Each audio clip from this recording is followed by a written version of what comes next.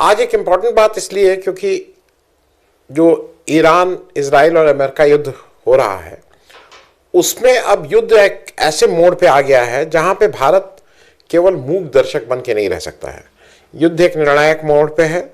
भारत को के सामने दो रास्ते हैं और एक शायद इतिहास कभी लिखा जाएगा और कभी ये कहीं किताब में बंद होगा। तो भारत ने आज जो निर्णय लिया है वो मेरे हिसाब से भारत के अगले 50 साल का, कम से कम 100 साल तो नहीं बोलेंगे, लेकिन अगले 50 साल भारत की दिशा किस तरफ चलेगी उसको डिसाइड करने वाला है।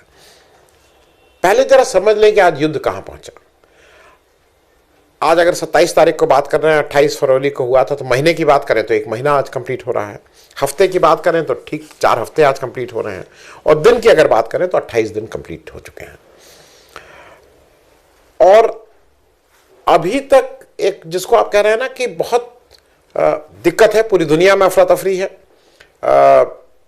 भारत में भी अफरा तफरी है। भारत में लेकिन कहना यह है सार्वजनिक रूप से आप सबको, हमको भी, सिलेंडर तुरंत मिल रहा है।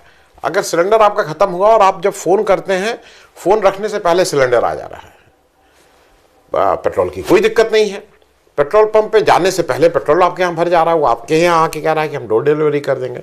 बहुत चंगा है, लेकिन इतना ज़्यादा चंगा है कि आपको भी समझ नहीं आ रहा है कि इतनी जल्दी सिलेंडर का हम क्या करेंगे, इतनी जल्दी पेट्रोल का क्या करेंगे।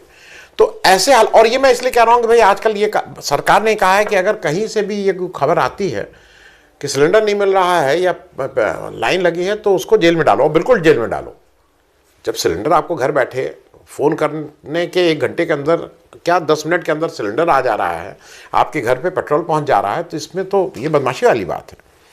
खैर, अभी तक ये असेसमेंट मेरे हिसाब से नहीं हो पाया है मोटे तौर पे कितने लोग मरे हैं, क्योंकि अब तो अगर भारत की भी गिनती करें, हमारा कोई लेना एक ना देना दो, हमारे भी 10-11 लोग मर चुके हैं। कभी कोई कहीं छत गिर गई तो कहीं कोई वो हो गई तो मिसाइल लग गई, ये सब हो गया।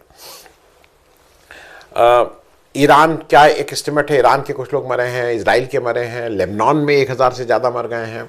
ईरान में तो एक स्कूल की 7 से 12 साल की बच्चियों ही को टारगेट करके 170 बच्चियों को मार दिया गया है।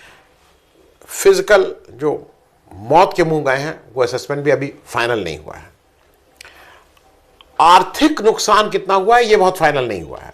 ये हो रहा है कि आपका ग्रोथ रेट 1.5% कम हो जा रहा है, कोई आपका ये बता रहा है कि जीडीपी कम हो जाएगी, इत्यादि इत्यादि, लेकिन एक्चुअल नुकसान क्या हुआ है उसका भी असेसमेंट अभी फाइनल नहीं आया है।